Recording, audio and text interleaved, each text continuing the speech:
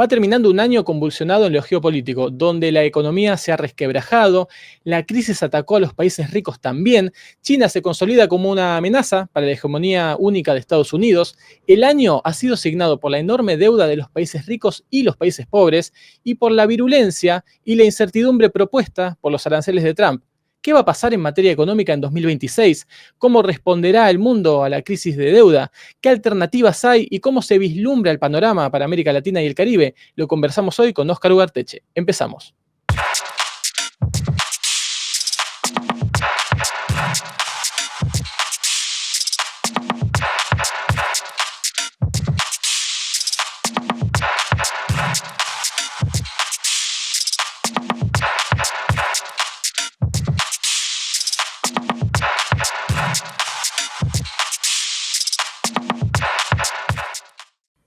Y ya estamos con Óscar Ugarteche, él es economista, investigador, profesor, autor de varios libros sobre economía y política, amigo de la casa. Gracias, Óscar, por venir.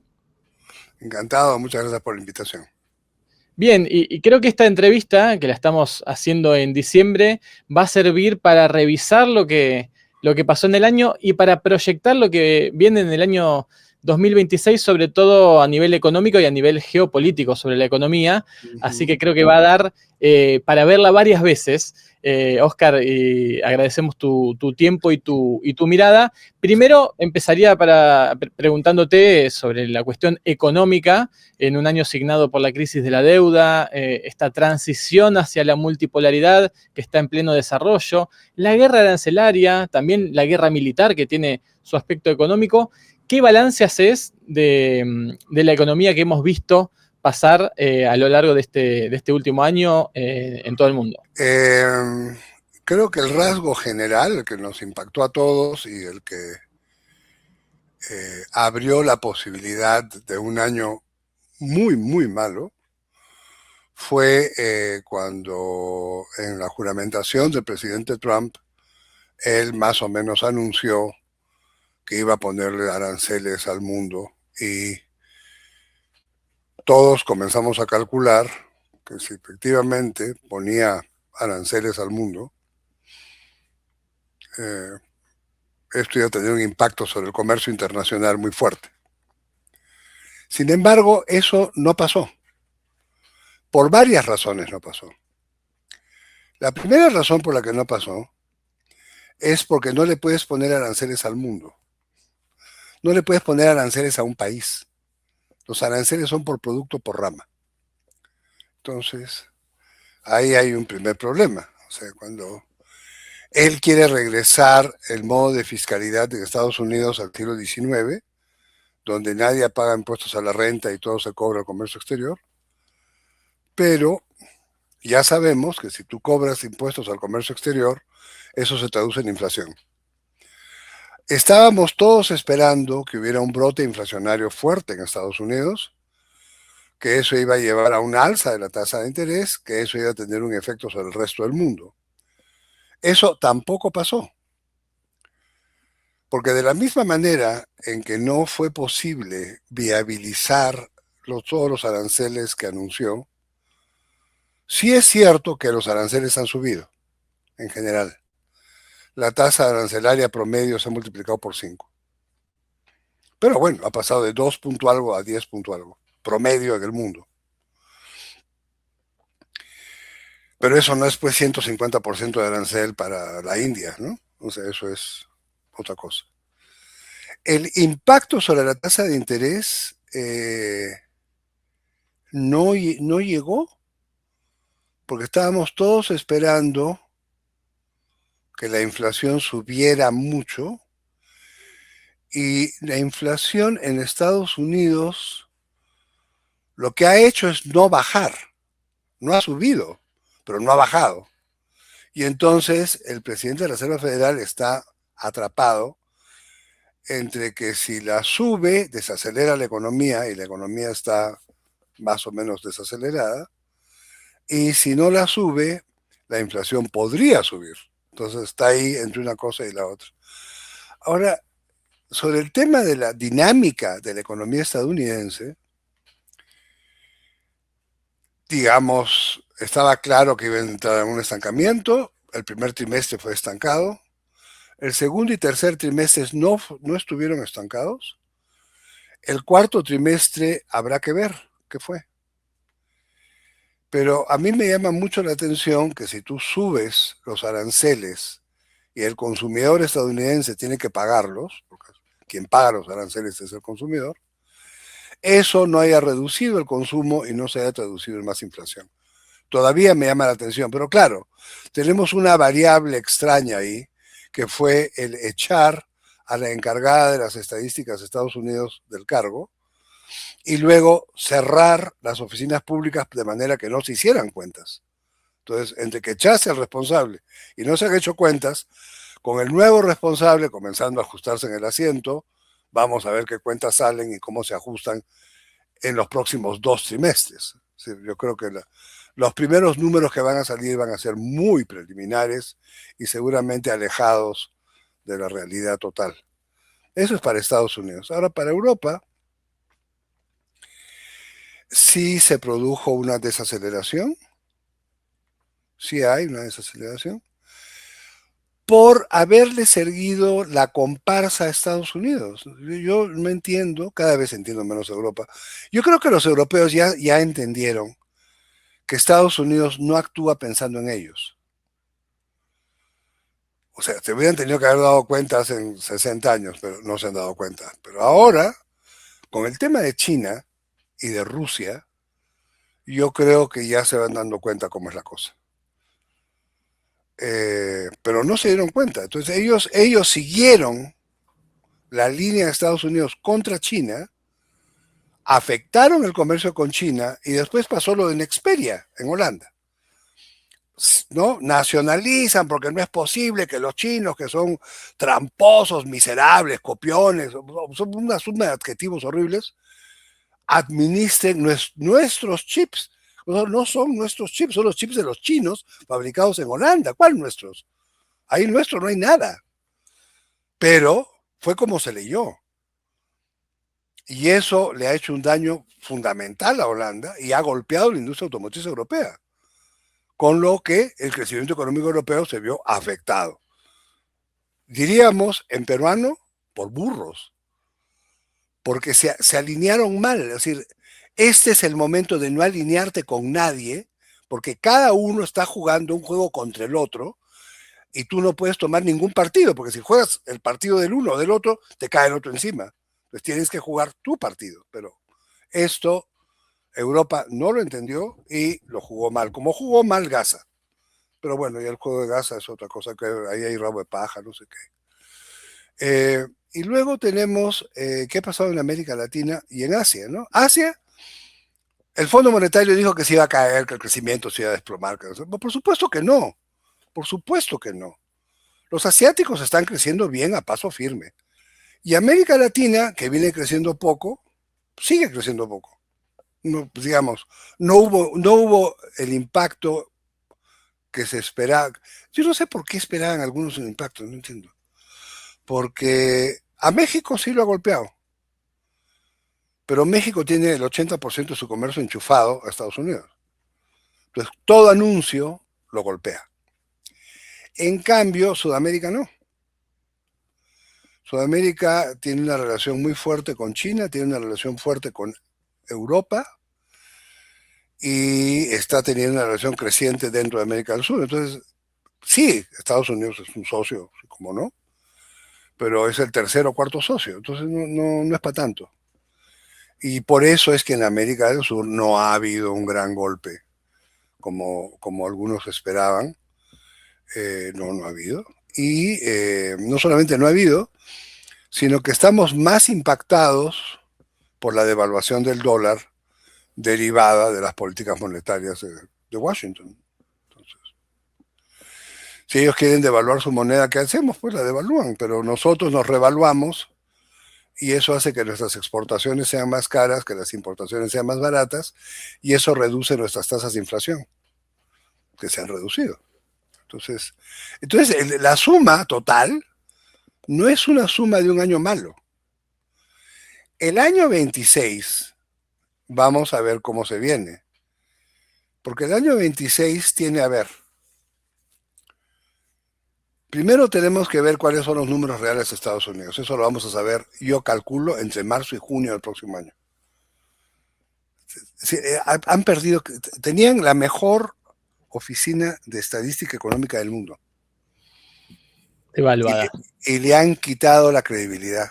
Entonces ahora tenemos que esperar 2 trimestres para ver si le creemos o no le creemos. Ese es un dato. Lo segundo es, hay que ver a quién pone en el Banco Central. Uh-huh. Porque Estados Unidos está en un momento peculiar. Como la deuda de Estados Unidos es entre las más altas del mundo, o es la más alta en absoluto, si es entre las más altas del mundo en relativo. Pues creo que la más alta del mundo en este momento es Japón, seguido de Gran Bretaña, seguido de Estados Unidos. Son deudas de 130% del Producto Bruto.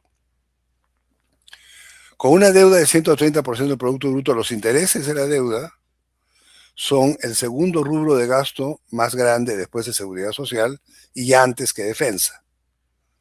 Con lo que es defensa, ¿no? Con lo que es defensa en Estados Unidos. O sea, es exactamente. Entonces, lo que quiere Trump es bajar la tasa de interés. Y claro, si pone un títere y el títere baja la tasa de interés, se le acomoda el presupuesto un poco más. Y eso le dura más o menos 22 minutos.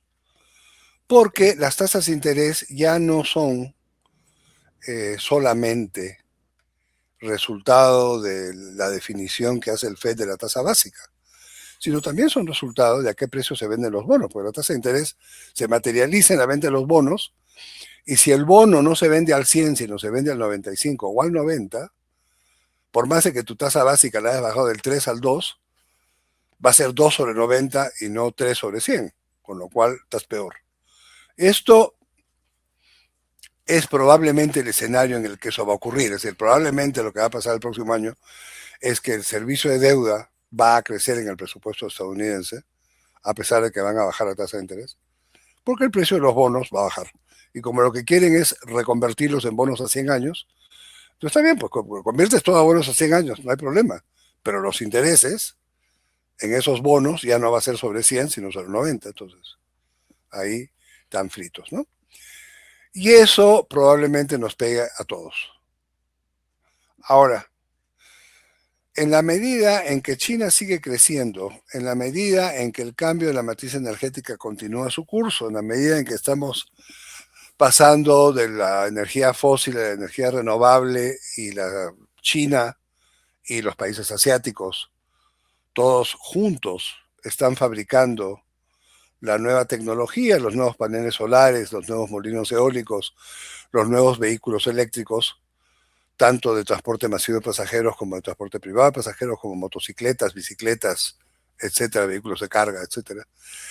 En la medida en que eso es así, la demanda de commodities se va a sostener, no va a bajar. Y yo me puedo imaginar que eso va a arrastrar también tipos de cambio, porque vamos a tener una más acumulación de reservas internacionales. La gran pregunta es qué van a hacer los bancos centrales, si van a seguir guardando bonos del Tesoro de Estados Unidos y perdiendo dinero, o empiezan si, a descartarlos. sí, o si van a hacer como están haciendo los asiáticos, que es pasándose a oro, o a qué se van a pasar, o a bonos de los vecinos, o sea, porque esto es, a mí me parece que es, este colonialismo de que el ahorro se guarda en dólares porque por principio se guarda en dólares, como lo guardaban mis padres, yo creo que eso es una historia de los años 50. Y ahora guardar en dólares no tiene mucho sentido. No tiene mucho sentido. Así que vamos a ver. Yo creo que el tema del petróleo va a seguir siendo tema porque conforme el cambio de la matriz energética avanza, la demanda absoluta de petróleo baja. Y como tienes ahí a un fanático que quiere inundar el mundo de petróleo porque es la principal exportación de Estados Unidos, entonces vas a tener más oferta de petróleo para tener más ingreso de dólares para cerrar la brecha externa americana, que es 6.1% del Producto Bruto Interno, y vas a tener menos demanda porque van a haber más vehículos eléctricos dando vueltas. eso va a bajar el precio para abajo. El mecanismo que ha usado Estados Unidos hasta ahora, en estos 6 o 7 años, ha sido ponerle sanciones a los países petroleros. Entonces te sancionan al petrolero, el petrolero ya no puede vender petróleo, no lo puede vender en dólares, y eso sube el precio del petróleo. Bueno, se lo han hecho a Venezuela, a Irak, a Irán, a Siria, en fin, a todos los petroleros. No, puede quedar alguno por ahí, Egipto, no sé. De repente hay algún petrolero que no han sancionado, pues ya lo sancionarán. Pero no basta, no basta. O sea, Estados Unidos se tiene que tomar conciencia que su déficit externo no es la culpa de China, que hay una relación simétrica, algebraica, entre el déficit fiscal y el déficit externo. Que esa relación te obliga a reducir el déficit fiscal para que se reduzca el déficit externo. Si no haces el uno, no haces el otro. Y el orden de los factores es reduces el fiscal y luego reduces el externo.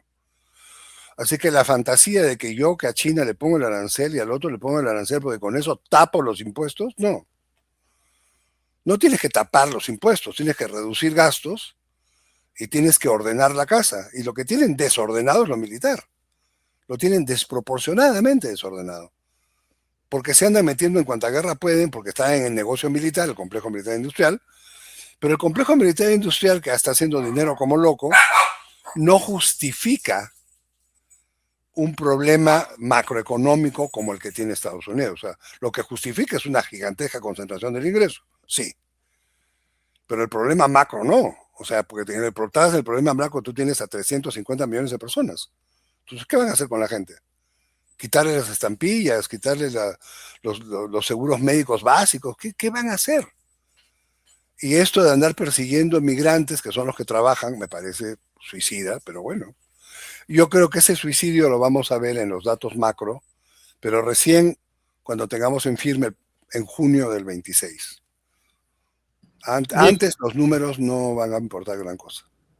Ahora, Oscar, ponderando un poco los impactos que decías recién de las medidas de Estados Unidos, que pareciera ser no el esperado, o por lo menos esto de la guerra arancelaria, como bien dijiste, y por ahí está bueno profundizar en eso, la pagan los consumidores de Estados Unidos, que ya están bastante castigados por lo mismo de la reducción de la seguridad social.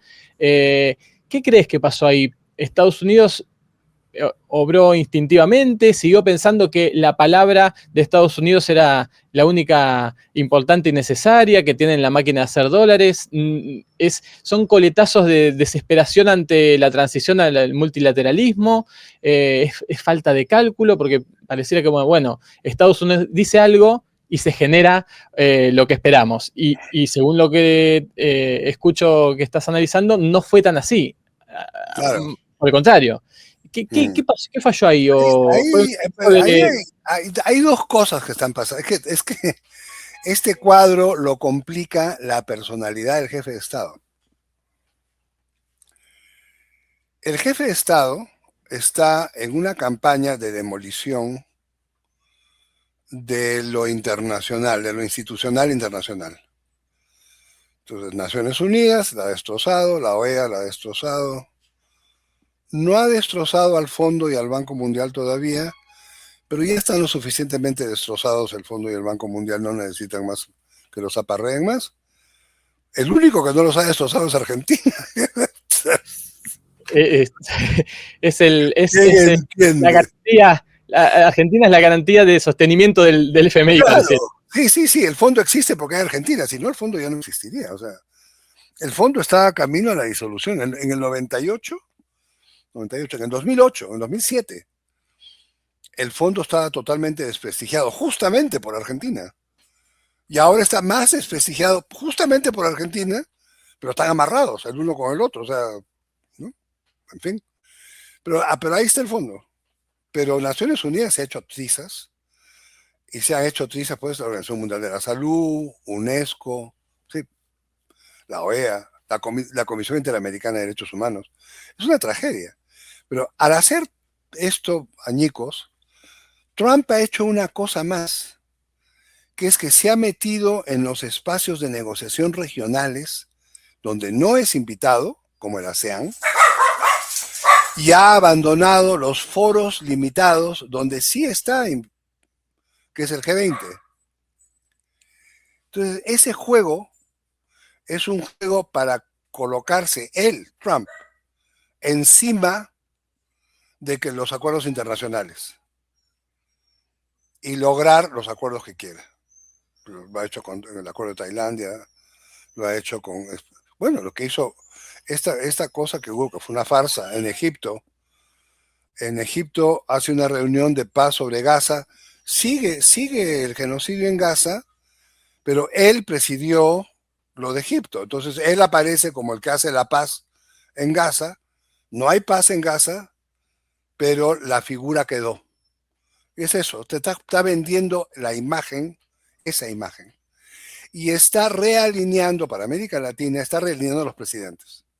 Y eso lo está haciendo con mucho éxito.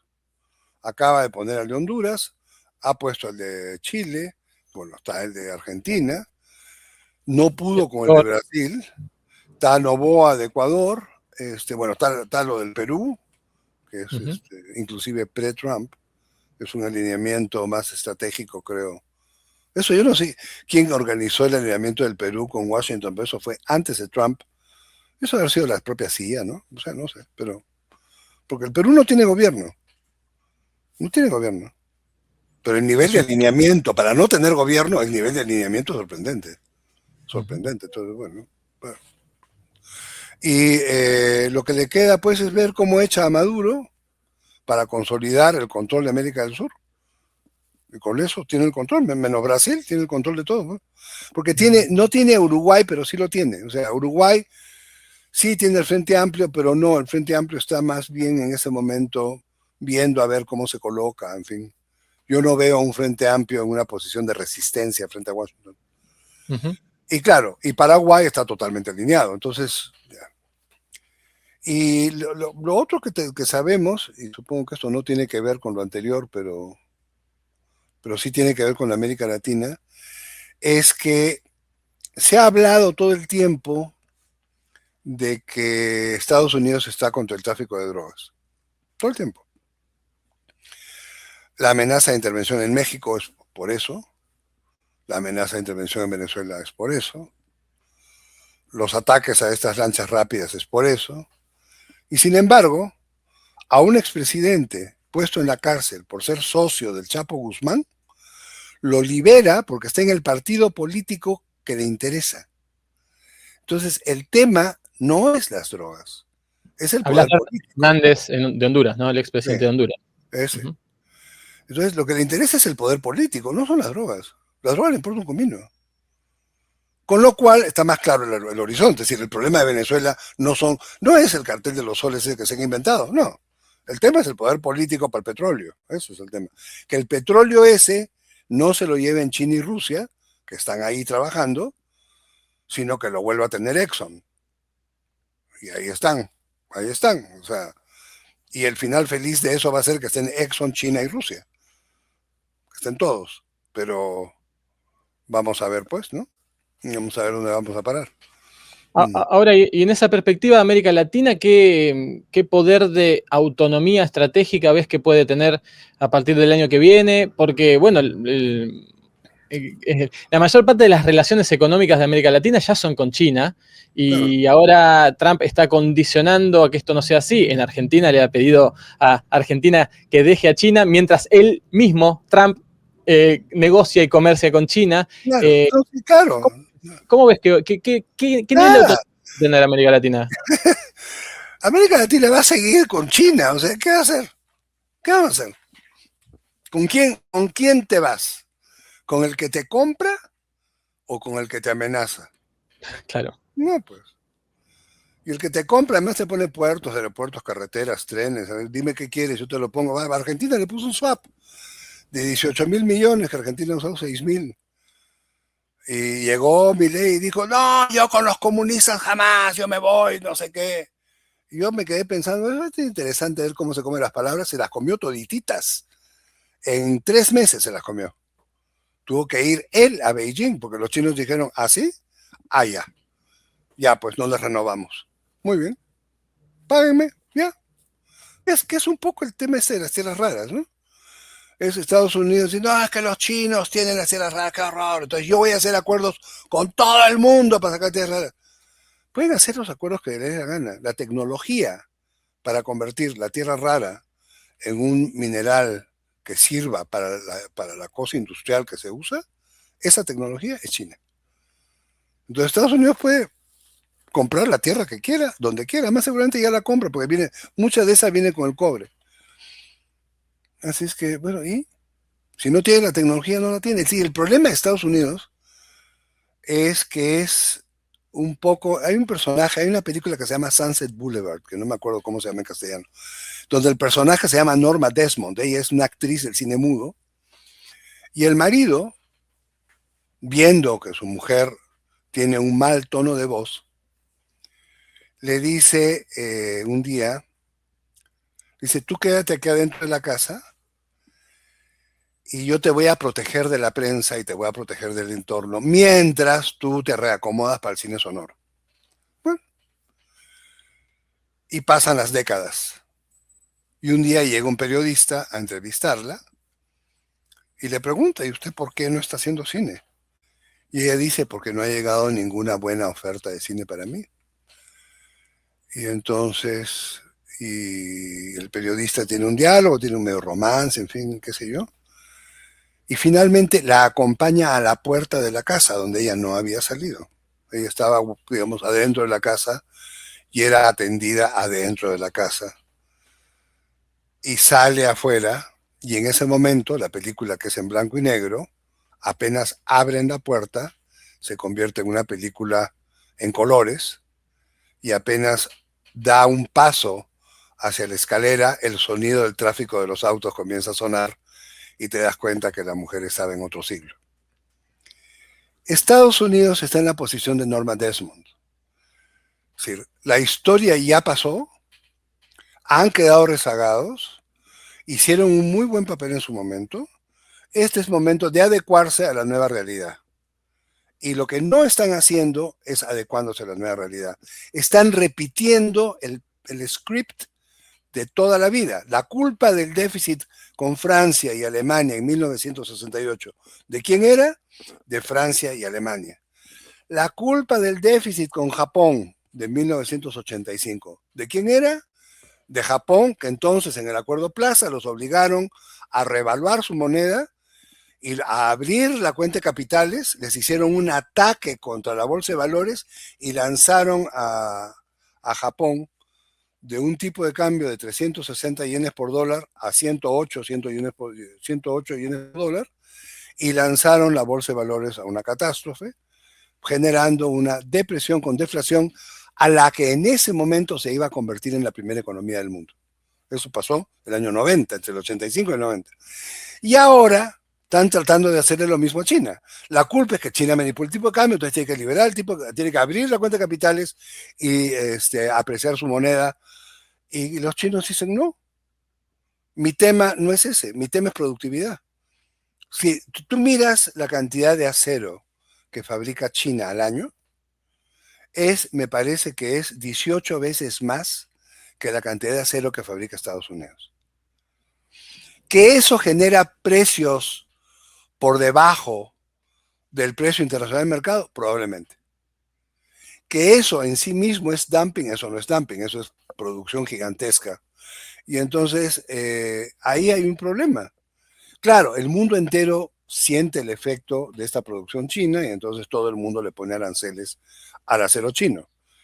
Pero lo que ha hecho Estados Unidos es ponerle aranceles no solo al acero chino, a todos los aranceles, a todos los países, para protegerse de su rezago, suyo, de ellos. El rezago no es del mundo, es de ellos.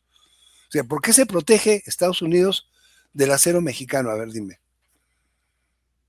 ¿Qué hace México de particular, además de tener un salario más bajo?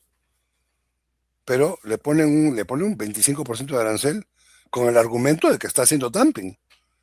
Le han puesto a los tomates, los tomates rojos, los tomates, Le han puesto un arancel, no sé si de 25%, de 50%, no sé si ya lo bajaron, pero diciendo esto es dumping a los tomates. Si algo produce México, es tomates. Muchos tomates, montones de tomates. Inventaron el tomate prácticamente. Inventaron el tomate, está en náhuatl. Inventaron el tomate, tienen campos inmensos de tomates y ahora el tema es dumping, no me jodas, pues. No, pues, claro, pues eso es no entenderse. No es que no entiendan al mundo, es que no se entienden. Y quieren echarle la culpa al mundo de su déficit fiscal y de su déficit externo, y yo lo lamento mucho, pero para Estados Unidos, como para todo el resto de nosotros, nuestros déficits son nuestros, no son ajenos. Y es nuestra responsabilidad ver cómo se manejan. Y Oscar, ya para ir finalizando, en este río revuelto, ¿qué ves con las deudas de los países de América Latina y el Caribe a futuro? Esta mochila pesada que impide a muchas administraciones destinar recursos a derechos sociales. Hay que cambiar la arquitectura financiera internacional para generar ahí condonaciones. ¿Es posible con esta debilidad que decías de los organismos como el FMI? ¿Qué hay que hacer en esa materia y qué se puede esperar? Mira, a lo que se podría esperar más, con lo que nos fue muy mal en el año 84, pero nos podría ir mejor esta vez, es tratar de juntar un club de deudores. Ya hemos hecho el esfuerzo, y con Latindad lo hemos hecho, en el Consejo Económico y Social, de hacer modificaciones a la arquitectura financiera internacional para que sea más equilibrado, para que esté menos nortecéntrico y esté más equilibrado. Y hemos fracasado redondamente. Cada esfuerzo que se ha hecho, inclusive Cristina Kirchner hizo una iniciativa el año 11 y 14 de nuevos mecanismos de negociación, estos no fueron ratificados y se fueron al archivo. Eso hubiera sido otra forma de negociar. Se fueron al archivo. El tribunal de arbitraje que estuvimos empujando ya lo mataron porque ¿quién quiere arbitrajes?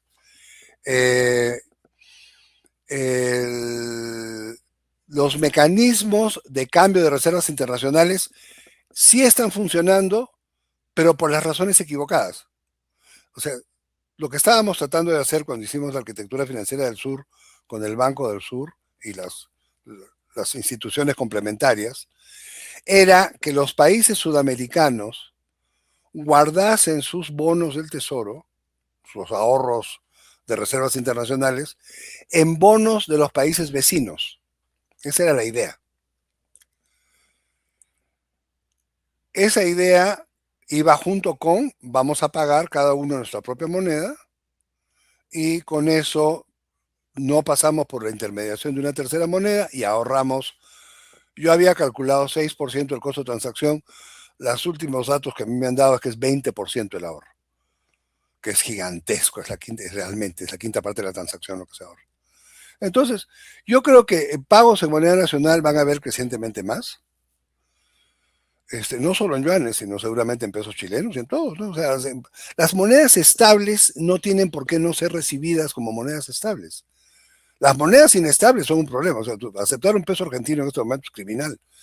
Pero puedes aceptar un montón de otras monedas, pues son estables. Son muy estables. Son tan estables que se aprecian frente al dólar. Entonces yo creo que eso de los pagos en moneda nacional va a avanzar. En Asia ya avanza mucho. Y en Sudamérica va a seguir avanzando. O sea, nos habíamos quedado en que le faltaba a Colombia adherirse al acuerdo con Brasil. Eso fue el año, ¿hace cuántos años? Hace 10 años más, 11 años. Le faltaba a Colombia adherirse al acuerdo con el Banco Central de Brasil y, claro, a los países de la costa pacífica. Y los países de la costa pacífica no se adhieren a los pagos en moneda nacional. Yo creo que por razones ideológicas de subordinación. Creo que los bancos centrales están tan subordinados que no se les ocurre que pueden hacer esto que es 20% más barato. Que la razón por la que esto se hace no es porque el presidente de Estados Unidos es un idiota, no es porque tiene una economía que está pagada con alfileres, no, esto se hace porque es más barato. ¿Sabes? Ninguna otra razón. Bueno, Entonces yo creo que eso sí puede pasar. Puede pasar un club de deudores, sí puede pasar, entre los países altamente endeudados. Ahora, el problema que yo veo es que ahora que los ricos son los países altamente endeudados, y que ya se nota, yo vengo escribiendo sobre esto desde el G20 de Seúl del año 2010. Los PRAES, los países ricos altamente endeudados, yo los clasifiqué usando los mismos criterios del Banco Mundial para países pobres altamente endeudados, exactamente los mismos criterios, y entonces me salieron que eran los del G7, todos los del G7. Entonces, si los PRAES, los ricos altamente endeudados, están tan mal, están tan ahogados, su sistema, el sistema financiero internacional, tiene muy poco espacio para dar condonaciones. Lo que el sistema financiero internacional puede dar son mejores términos, puede dar mucho mejores términos, puede no estrangular las economías y sobre todo podemos salir de esta cosa tan antipática que es que viene el fondo y te dice todo lo que tienes que hacer, pero ese mismo fondo a los del G7 no les dice ni la hora. No, pues. Si este es un mundo globalizado, es un mundo globalizado. Si es un mundo fracturado, reconozcamos que está fracturado y entonces tenemos dos reglas del juego y ya, son dos reglas del juego. Pero no podemos tener dos reglas del juego en un mundo donde tú dices que está globalizado, por eso es esquizofrénico. Entonces yo creo que sí, yo creo que hay un tema fundamental y yo creo que el futuro del fondo como brazo de política exterior americano se va a mantener, porque el Congreso de América de Estados Unidos no lo va a soltar, porque eso está en las manos de la Subcomisión de Seguridad Nacional y Organismos Financieros Internacionales, en lo que era antes la Comisión de Banca, que ahora se llama otra cosa.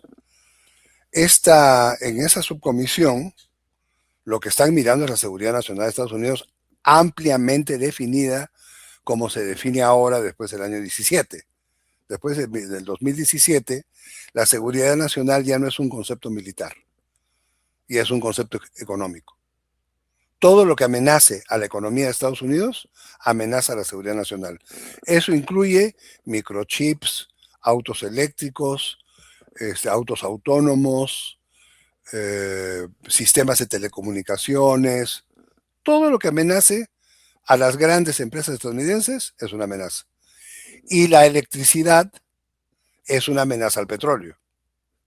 Entonces, en esa mirada de lo que es la amenaza, yo creo que el Congreso no va a bajar la guardia con cuál es el papel del fondo. El papel del fondo tiene que seguir siendo cómo hace para impedir que China se siga desarrollando, cómo hace para impedir que los asiáticos se sigan desarrollando y cómo hace para privatizar lo que en este momento pertenece a los gobiernos asiáticos. Ese es el papel del fondo. O sea, el papel del fondo es la concentración del ingreso en el mundo. Hasta ahora lo ha hecho con grandísimo éxito. Ha logrado que se privaticen todas las actividades que habían en América Latina, todas, y también en Europa Central. ¿Y la consecuencia cuál es? Que el ingreso se concentró. ¡Qué sorpresa! Que los salarios bajaron en el Producto Bruto. ¡Qué sorpresa! Y entonces que ahora tenemos que hacer algo porque hay que hacer algo porque el ingreso se ha concentrado. No, pues no molestes, ¿no? Si haces políticas para concentrar, paga la cuenta. O sea, no friegues. Pero claro, como el tema no es económico, sino político, el Congreso no lo va a soltar. El Congreso debe estar viendo cómo hace para hundir a China. Tienen que estar mirando en qué momento le meten el gol a China que le metieron a Japón y que le quisieron meter a Alemania, pero que al final no pudieron. Porque al final Alemania sobrevivió y sobrevivió como la economía más fuerte de Europa, pero en el 68 se la estaban tumbando. Sí. Bien, Oscar, te agradecemos tu tiempo. Creo que la entrevista esta nos va a permitir desmenuzar un montón de temas del año que pasó, de lo que se viene, así que te agradecemos tu tiempo y tu claridad y seguramente te volveremos a molestar en lo sucesivo. Con mucho gusto, yo siempre estaré a la orden. Gracias, Oscar. Y de ustedes nos despedimos hasta la próxima entrevista. Sepan que pueden comentar, pueden compartir esta entrevista y pueden seguirnos en todas las redes de NTV Info. Hasta la próxima.